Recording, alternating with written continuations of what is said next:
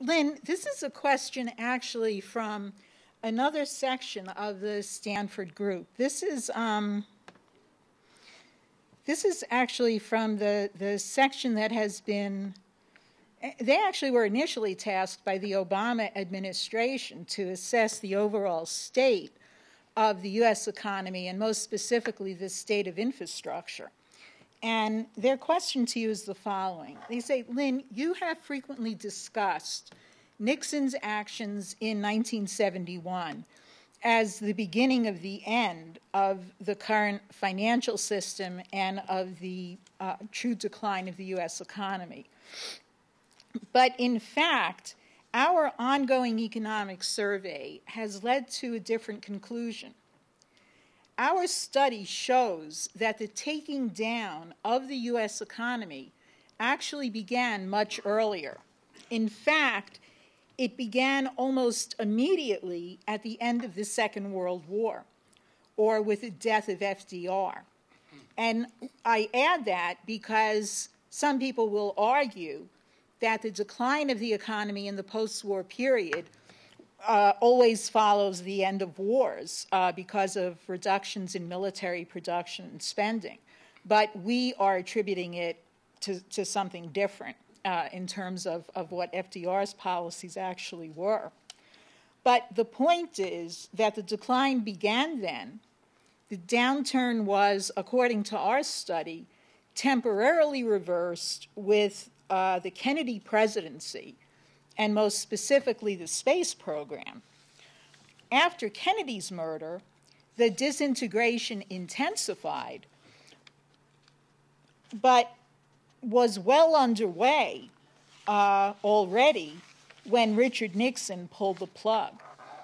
Are we looking at this the right way? And would you please take a moment to comment?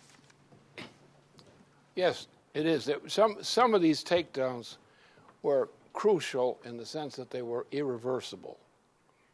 Others were establishment of trends which, by failing to be reversed, created this process. The controlling factor in this all along was that the control goes back to long before World War II. It goes back to the assassination of McKinley in particular, in the whole century. Because remember what happened. McKinley was an obstacle to what? Well, McKinley was a patriot. And his successor, who is former vice president, was not, Theodore Roosevelt. The policy of the United States as a nation, from the beginning, in terms of foreign policy and economic policy, had always been based on the issues of 1763 in the split between the British faction in Massachusetts and elsewhere and the patriotic faction. The British faction was the British East India Company faction. The significance of 1763 was not the French and Indian Wars. The French and Indian Wars were a byproduct of the problem. And they have affected the Americans greatly on this account. But they affected greatly because of a greater consideration. The function was the 7 Years' War. Now, we'd had wars before, but the 7 Years' Wars were crucial. What happened, typically, is that the British and the Dutch together conspired to organize a 7 Years' War in Europe. This 7 Years' War, in its effect, destroyed Europe and consolidated the power, not only consolidated the power of the British Empire, the Indian Company, but the gaining of control of Canada and of India by the British through the course of the 7 Years' War established the British Empire as an empire of the British East India Company. At that point, the British monarchy was under the control of the British East India Company. It depended upon that. It was already an imperial interest. The British Empire was lodged in the imperial form of the system, not in the fact of the British monarchy. The British monarchy became a tool of the empire, but monarchy did not define the empire. The British East India Company. What was the British East India Company? It was Venice, the Venetian financial oligarchy, which had created all kinds of evil things. So the point has been the British policy was always, the British imperial policy was the policy of the British East India Company, which is policy of an essentially Venetian interest. Like a disease. You say, I want to meet your emperor. You're dealing with, say, bubonic plague. I want to meet the big emperor of bubonic plague. I want the big bubo. But no, it's not. What there is a culture. This goes back to a more fundamental question, which most politicians don't even know about. And most historians don't know about it either. Or they call them hysterians for that reason. They don't know what the problem is. But they're upset about it. So anyway, what's the point? What's the nature of mankind? Forget particularism. What's the nature of mankind? Every process in the universe, according to Vygotsky, is creative. The non-living processes are creative. Living processes are inherently creative. Mankind is inherently creative, but it's not the same thing. Mankind's creativity is voluntary and is located essentially in the capacity of the human individual. So we're dealing with mass phenomena, global phenomena. We're not dealing with a kinematic system. And most idiots, politicians, historians, and so forth, are idiots because they think in terms of kinematic considerations. They think of ideas as spread kinematically from person to person. Okay. When most people don't even know why they think what they think. Therefore, what they think about what they think is not a definition of their interest. Nor is it, above all, a definition of their behavior. Mass behavior is not based on individual opinion. As Shelley illustrates in the concluding paragraph of his A Defense of Poetry. What determines all processes in the universe are what the ancient Greeks before Aristotle knew as dynamics, which was revived in the last decade of the 17th century as dynamics. And then you had people got frantic about what Leibniz had done in presenting modern dynamics, and they invented a new name, a new meaning for dynamics, which is commonly used today, but which is worth nothing. It's totally incompetent. Dynamics indicates that the processes that govern humanity are dynamic. They are characteristics of processes, not reactions among things. They are not kinematic in any sense. They're dynamic. In Leibniz's sense.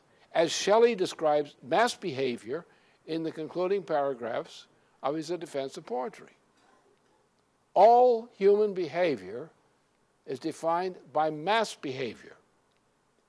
And the role of the individual lies in the relationship between individual behavior's influence on mass behavior. Mass behavior is dynamic. The individual acts not on one individual and then another and then another. The individual acts on the mass, the process. The relation is not concrete, it's not particular, it's dynamic. And dynamic means not particular. Kinematic interactions among things is not dynamics, contrary to people who don't know any better and say so.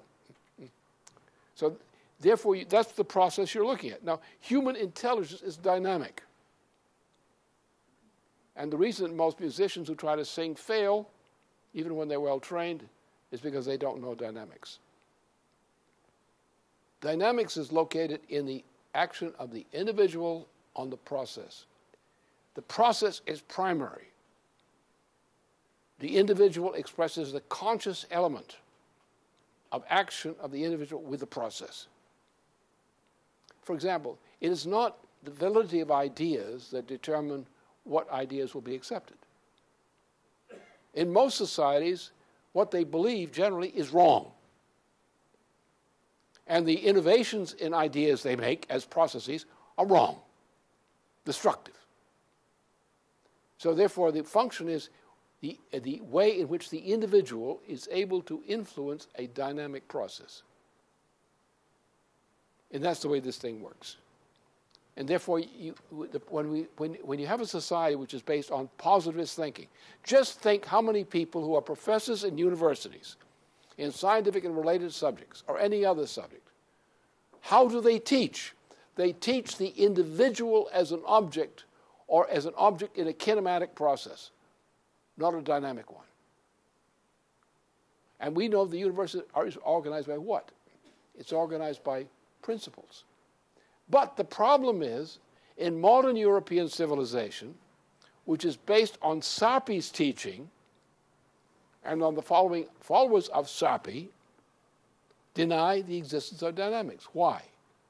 Because, as you should know, every professor of sociology will say there are no principles in the universe, but we adduce from behavior what effects are favorable to our satisfaction, our greed, our lust.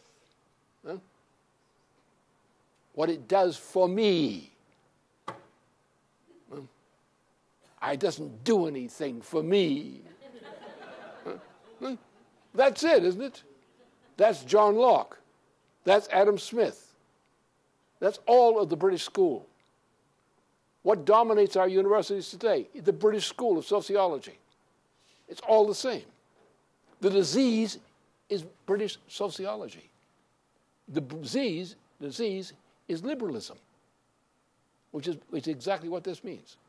There is no principle in this society. Why is there no principle in this society? Because the rulers of society don't want it. Because a principle would interfere, like the healthcare case, right?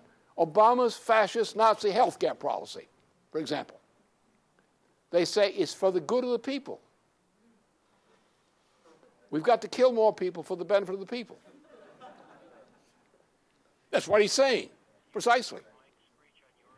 As kinematics. There is no principle of humanity. There is no sacredness to human life. There's no sacredness to the right to human life. There's no sacredness to any human right. It's all based on what the mass decides. The pestilence decides. And that's our problem. So therefore, we have the wrong conception because we don't understand this process. That's why we go at this thing on the question of like cosmic radiation as opposed to particularism. But if you think about it, think about how many professors and so-called experts always think in these terms, as if it's a kinematic interaction among individual wills, and there is no principle except what the social process by this statistical process of collisions somehow determines. That the majority vote determines what's right.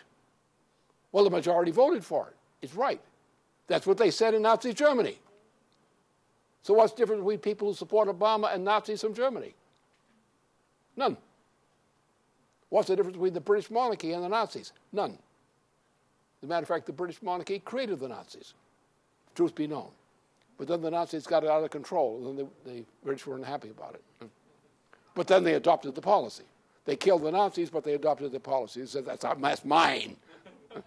This is my sacred belief. And that's where the nature of the problem is that we have not yet recognized this phenomenon, which is what I'm working on now with the work we're doing. Everything I'm doing, apart from what I do from day to day, is exactly that. This question is to get clear what the nature of dynamics is. What's wrong with positivism? What's wrong with our mathematicians? Why mathematicians are not physicists? They may claim to be, but they're not. And many times I find a problem where a guy says, I'm a mathematician. You mean you're an incompetent? Or you play with yourself too much.